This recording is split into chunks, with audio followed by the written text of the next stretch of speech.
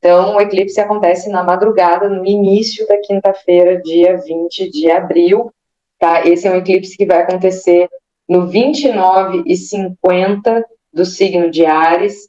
Então, é um grau crítico, é o último grau, nos últimos minutos, né, a 10 minutos de Touro. Então, tem até aquela ideia, né, de algo que está quase no horário, né, tem aquela ideia de um apito, porque é muito interessante, são duas energias envolvidas, né, horas depois a gente já tem Sol e Lua entrando no signo de Touro, e a gente tem também essa questão que está acontecendo nos últimos graus dos signos cardinais e nos primeiros graus dos signos fixos, que é a chegada de Plutão em Aquário, né? Então, Plutão está aí, entre o 29 de Capricórnio e o 0 de Aquário.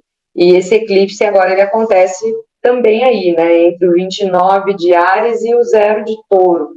Então, pessoas com aspectos importantes, né, nos últimos graus dos signos cardinais, nos primeiros graus dos signos fixos, né? Pessoal, especialmente, que vai ter aspectos entre o 25 de Áries e o 5 de Touro, né? Então, essas são as pessoas que vão sentir com mais força esse eclipse, especialmente as pessoas que vão ter o ascendente, a cúspide das casas angulares, que vai ser a casa 1, que é o ascendente, a 4, a 7 ou a 10, pessoas com planetas pessoais, né? Pessoas com planetas que vão falar da nossa individualidade, então Sol, Lua, Mercúrio, Vênus, Marte, vão sentir com muito mais força quem tem planetas e aspectos entre os últimos graus de Áries e os primeiros de Touro.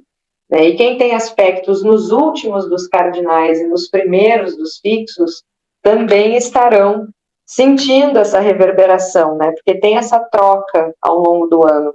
Esse é o grande tema do ano da Lua. Então, indo adiante, tá? Quem tem aspectos, tem consulta aqui na Trilha Celeste, né? Consulta especial de eclipse. Então, para também mergulhar no seu mapa natal, nos pontos que estão sendo tocados pelo eclipse, no seu nó do norte, nos seus pontos kármicos. Então, é uma consulta bem especial para quem tem aspectos nos últimos graus dos cardinais e nos primeiros graus dos fixos. Né? Agora, quando o nosso mapa é marcado pelo eclipse, aí geralmente a gente vê um período de transformações profundas. Às vezes não são exatamente coisas épicas, mas especialmente em um eclipse solar, a gente pode ver uma semeadura de coisas que vão se tornar muito grandes na nossa vida nos próximos anos. Então, são períodos chaves, né? Aquela chavezinha importante na vida. Então, olhem no mapa de vocês aonde está os últimos graus de Áries, o 29,50 de Áries, é aí que o eclipse acontece. E também, né, quem tem aí nos últimos e nos primeiros dos cardinais e dos fixos vai estar recebendo essa confusão. Então, vamos lá, né? Quem tem aspectos aí, entre em contato, tem a mentoria lá do Guia Prático para o Ano da Lua, que é bem legal para fazer os seus trânsitos pessoais, é uma ferramenta ideal para quem gosta de acompanhar os trânsitos no seu mapa, então é uma ferramenta muito bacana para se apropriar dos seus trânsitos ao longo do ano. Porém, ela não traz esse estudo aprofundado de eclipse, né? Por isso que eu montei essa consulta especial do eclipse para quem tem aspectos importantes nessa faixa e vai estar recebendo essa força transformadora na sua vida individual ao longo do ano inteiro, patrocinado por Plutão em Aquário Capricórnio. Bom, segunda lua nova consecutiva no signo de Áries é um momento de fazer seu plantio das próximas 2 décadas, então procure manter suas energias elevadas ao longo da semana, especialmente, né, já estamos na semana de eclipse, então já estamos dentro dessa semana, lembrando, né, daquelas regras de eclipse, o eclipse solar, ele está muito relacionado com a ofuscação da consciência pelas emoções, e aqui é um eclipse em Áries, a gente vai ver isso tudo agora. Então, lembra, né? Uma semana eclipsada é uma semana em que a gente precisa tomar cuidado com isso. Então, abrir espaço para esse período de eclipse, entender essa quebra de rotina, né? Existe uma quebra de rotina natural. A gente vê, inclusive, que durante o eclipse alguns animais se confundem, acham que já é de noite, então muda um pouco dessa configuração, porque é um dia em que se quebra a rotina, né? É uma lua nova. A lua nova tem todo mês, mas essa aí a gente pode vê-la, né? Então é uma quebra do nosso cotidiano. E por isso é importante a gente tomar cuidado também com esse cotidiano, trazer isso para o nosso acolhimento. É também de celebrar o eclipse, né, de acolher o eclipse. Então, não é exatamente temer o eclipse, sim aceitá-lo, convidá-lo, né, pertencer a ele também.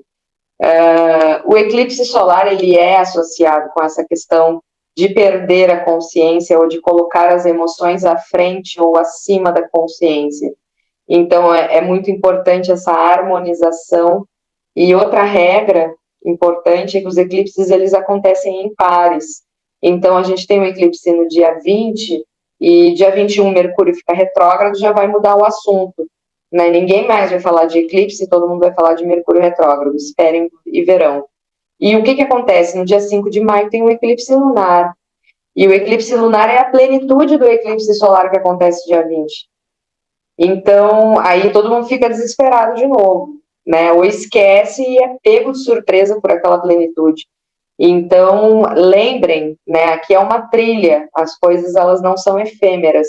Esse eclipse, ele reverbera por 6 meses, até porque essa quadratura com Plutão e os nodos, ela ficará ecoando pelo céu, além do tempo do efeito do eclipse, né? Porém, entretanto, todavia, a temporada de eclipse, que é intensa, ela não termina na semana do dia 20, né? Ela vai até o final dessa lunação.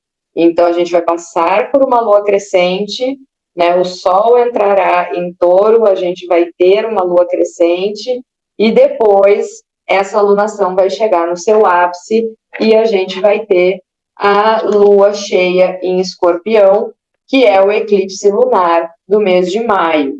Tá? Então, no dia 20 é o eclipse solar, no dia 27 a gente tem uma lua crescente em Leão, 27 de abril, tá? Dia que Marte fará quadratura exata com Quirón, perigosíssimo, vamos falar disso no futuro próximo.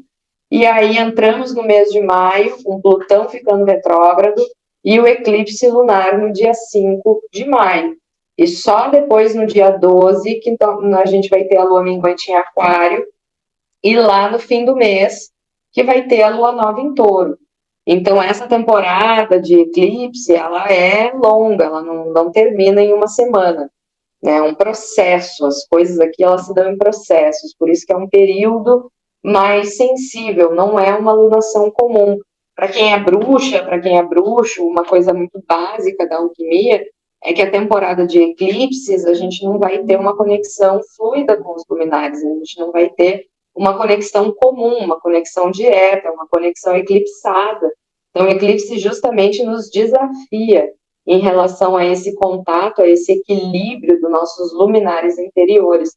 Por isso que na história do Mircea Eliade, o eclipse, a tribo inteira ficava semanas, meses se planejando para a chegada daquele eclipse, com medo que o jaguar fosse comer a lua, ou na verdade no caso era o sol, era um eclipse solar, né? Então com medo que o jaguar fosse comer o sol, não porque estavam com medo que o sol fosse embora e não fosse voltar, porque tinham medo que o seu sol interior, a sua consciência interior, fosse afetada pelo eclipse, né? Então, e fizeram ali toda uma celebração ao seu luminar interno, né? Ao seu sol.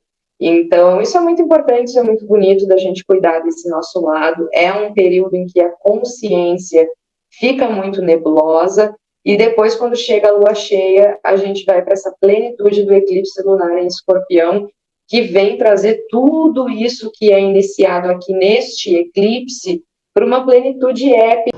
Ei, você gostou desse conteúdo? Então eu tenho um convite especial para te fazer. Estão abertas as inscrições para o Guia Prático para o Ano da Lua, o curso de planejamento astrológico da Trilha Celeste, ideal para todo mundo que gosta de astrologia e quer aprender a aplicá-la no seu planejamento pessoal e profissional e usar a força do cosmos ao seu favor.